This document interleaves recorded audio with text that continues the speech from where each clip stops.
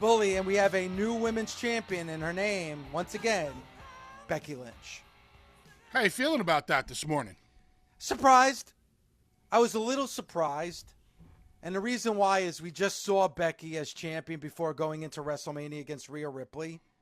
Then we saw the emergence of Liv Morgan. It started, Bully, if you remember, the Monday after WrestleMania. Liv Morgan was a guest on our show Monday morning, and she said, make sure you watch Monday Night Raw very closely. And then she had the attack on Rhea. Rhea's injured. Rhea's going to be out now, it sounds like, from Rhea several months. Rhea Ripley is going to be out, so they have the tournament. And then you saw that little eye-to-eye exchange between her and Dom Mysterio last night on Raw. And I'm like, ooh, okay, because one of the things that we talked about, Bully, is what if, Liv Morgan takes the place of Rhea Ripley in Judgment Day. And then I saw that stare between Dom and Liv. And there was no expression on their faces. You couldn't read their faces. There wasn't a smile. There wasn't a frown. They were just looking at each other. Very intriguing. So going into that Battle Royal, especially the final three, there's a story with all the final three that were in that Battle Royal last night. But especially with Liv. So if I was a betting man, I would have put my money on Liv. Becky Lynch comes out the victor. So I'm very interested to see where it goes from here. I know that a lot of people are hoping that Liv, everybody says they want Liv to have her moment. Let's not forget, Liv did have moments. Liv is a former champion. Let's not say that Liv is always on the back burner. It's not true. But I felt like there was a lot of momentum with Liv Morgan. So I was a little surprised that she didn't win that Battle Royal last night. Were you disappointed? Was I disappointed? I was a little disappointed, yes. Okay. So if Liv wins the championship last night, what do you got next for Liv? I'm very curious in my eyes, if there's something there with the Judgment Day. Okay. Because now that she's a champion, all I'm thinking about is the visual of all the gold that Judgment Day would be holding. And then, obviously, you have Liv Morgan in the place of Rhea. And then, instantly, you have a classic confrontation between Rhea and Liv. That's a lot in one moment. All of a sudden, now she's a part of the Judgment Day? No, but you could build towards. Listen, I'm not saying that. Oh, my God, I can't believe Becky Lynch is your new champion. This is bullshit. But I have to say, I was rooting for Liv, and to your question, I was a little disappointed that Liv didn't win. The planting of the seed of Liv and Dominic, I believe, is the story that's going to be told moving forward. Now, maybe it's the story of Liv is, for lack of a better word, seducing Dominic, making googly eyes. Dominic wants to be Dominic's new, mommy. And she's going to use Dominic to get into the Judgment Day. She's going to manipulate Dominic.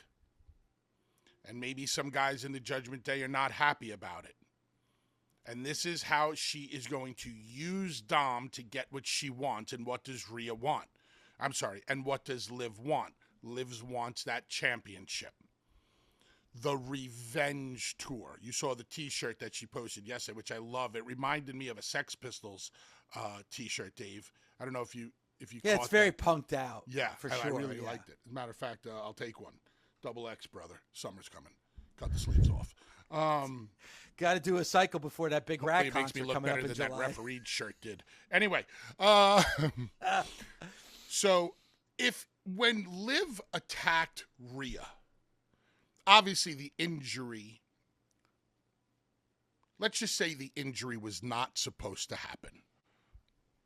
If Liv attacked Rhea, do you think Liv would have been had an opportunity, or would they have told a story with Rhea in this short period of time where Liv would have defeated Rhea for that championship? I doubt it. I don't think so. So the plan right this very second, as of last night, was to not get that championship on Liv Morgan.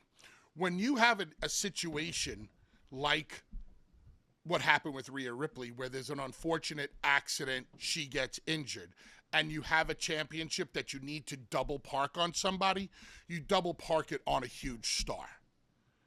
Because the huge star will be able to carry the championship until you build a star that you want it to get to. Now, there's been a lot of, building with Liv and then stopping with Liv, building with Liv and stopping with Liv. Like you said, she's had her day in the sun. But maybe this is the opportunity to truly build Liv with real depth, real character, and a real story.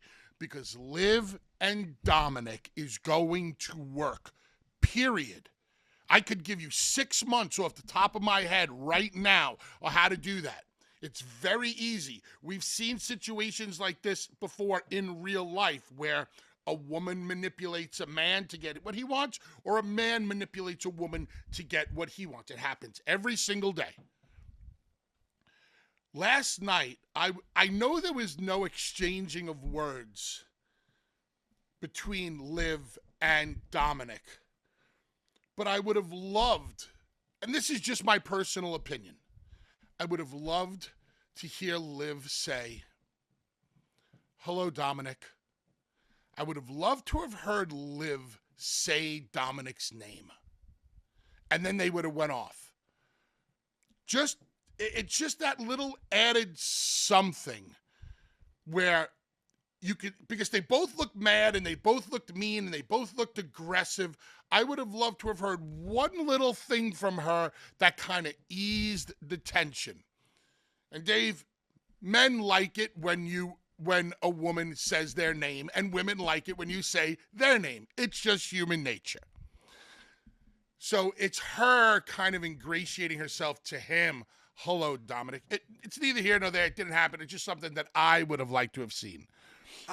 I mean, maybe. I mean, the exchange, just them looking at each other, was strong. I was like, wow. Like, and what you just said, Bully, and listen, I'm speaking for myself, but I think I'm also speaking for a lot of fans too. First of all, it's a great breakdown. That's why we have you on this show, because you open our eyes to a different way of thinking of things.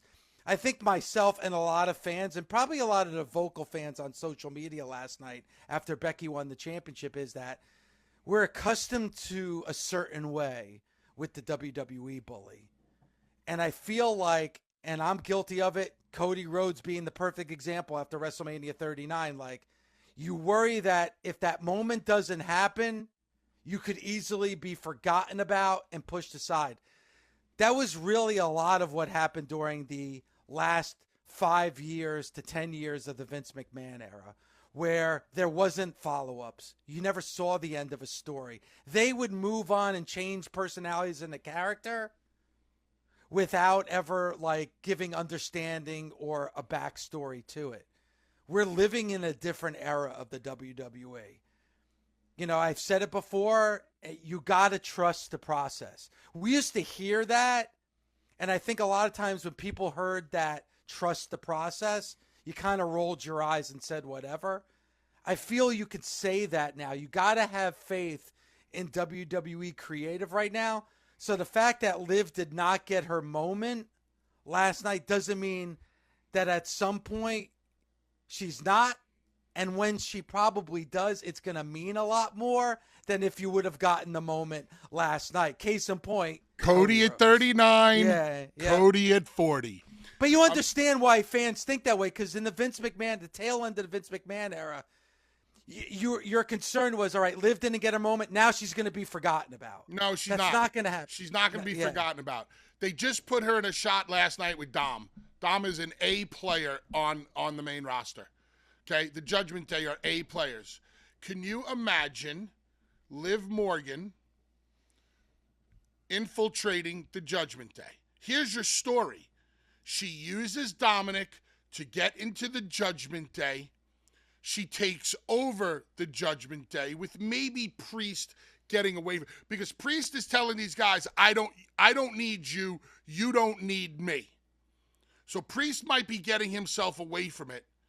The Judgment Day might need some new leadership or guidance. She gets in in Dominic's head. Dominic convinces the rest of the guys we could use her. She takes over the club. She takes Dom's heart. And now we have the setup for the return of Rhea. You bitch. You took my man. You took my club. You took my championship. And now I'm coming to take it all back. It's right there. I love it. I love it. I want to follow up on it, but I'm going to do something that's a little unorthodox right now. You know, we're going to go to calls at the top of the hour, but I want to go to this one particular caller. His name's Danny in Dublin, Ireland, because it costs a lot of money to stay on hold from Ireland to New York City. So let's take Danny here for our first call here on a Tuesday morning. Good morning, Danny. Hey, guys. Good morning. Thank you so much for taking my call. You got it. All right. What did you think about Becky Lynch winning that championship last night? Okay, so for me, a little bit underwhelming. However, since I've been on hold listening to the points that both you, Dave, and Bully Ray have made, I suppose I see the bigger picture. I can buy everything you guys have said. But I suppose I just thought it was a little bit of, I suppose, not the option I would have went for. However, in taking what you were saying, Dave, about trusting the process, and I think if the last year has taught us anything, and particularly the run into WrestleMania 40, I think we should give WWE the chance to trust the process. So my overall opinion has changed a little bit since I've been on hold. All right, Danny, I like the honesty. Well, listen, honesty is the best policy. But while I have you guys, if you don't mind, I just want to take a couple of quick seconds to tell you, because Dave, I know you're a big fan of Cody, and just this past Saturday night, 2 nights ago, in Belfast, Northern Ireland, me and my son, Connor, were at the Belfast house show. We were lucky enough to be front row, and believe it or not, I had a quick conversation with Cody, and I've also tweeted the Busted Open Twitter page with pictures, because I took an opportunity. Me and my son made a poster. We drove 300 miles to see Cody, and during his entrance, he pointed at it and said, "I'm going to sign that after the show."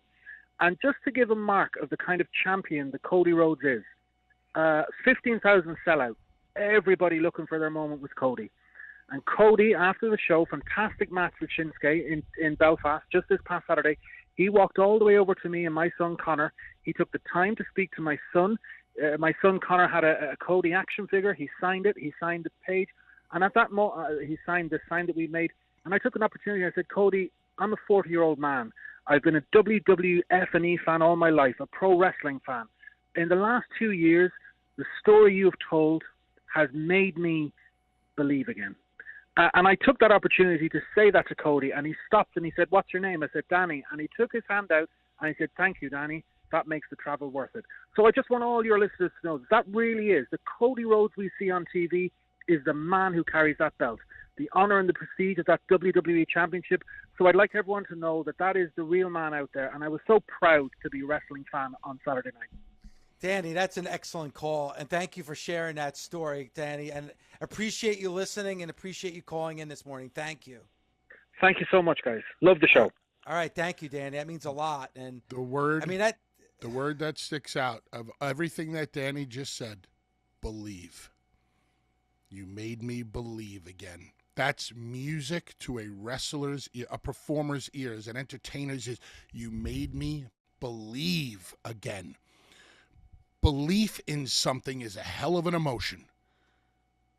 I believe in you, meaning I have faith and trust in you.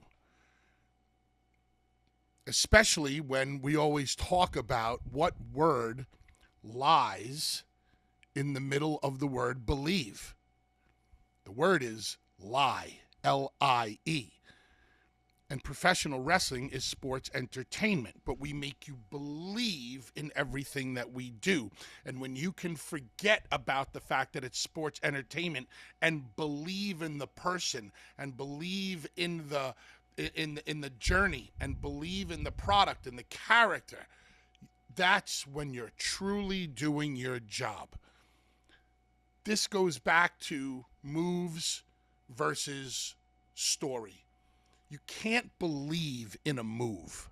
You can believe in Shawn Michaels' super kick because it's Shawn Michaels who's throwing it. You believe in Shawn Michaels, thus you believe in the move, the finishing move.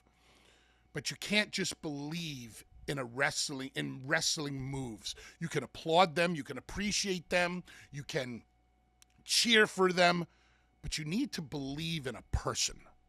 And Cody has done a fantastic job, fan by fan, brick by brick, of making this fan base believe in him.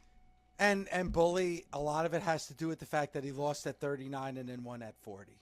Again, I keep saying it. I eat a lot of crow when it comes to you and Mark and what you guys told me the Monday after WrestleMania 39 when I was having my tirade.